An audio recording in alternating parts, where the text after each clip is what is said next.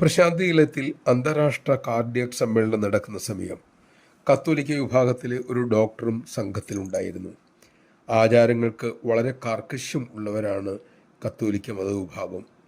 ഈ ഡോക്ടർ കൃത്യസമയത്ത് തന്നെ അദ്ദേഹത്തിൻ്റെ പ്രാർത്ഥനകളിൽ മുഴുകുകയും ചെയ്യും.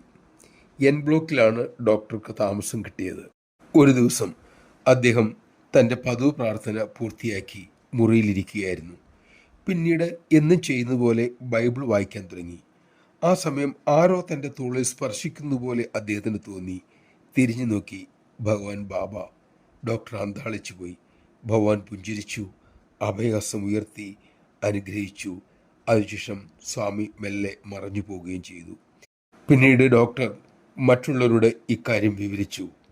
അദ്ദേഹം പറഞ്ഞു, ഞാൻ പറയുന്ന കാര്യം കത്തോലിക്കർ വിശ്വസിക്കുമെന്ന് എനിക്ക് തോന്നുന്നില്ല.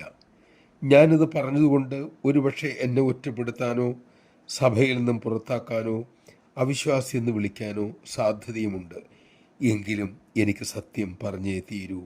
കാരണം സത്യം ഏതിനേക്കാളും വലുതാണെന്നാണല്ലോ ക്രിസ്തു പറഞ്ഞിട്ടുള്ളത്. ഞാൻ ഉറച്ചു പറയുന്നു, ബാവയും ക്രിസ്തുവും ഒന്നാണ്, രണ്ടല്ല. ജയ് സായിരാം. സമസ്ത രൂപങ്ങളും നമ്മുടെ ഇഷ്ടദേവൻ്റെ തന്നെ മറ്റൊരു രൂപമാണ്.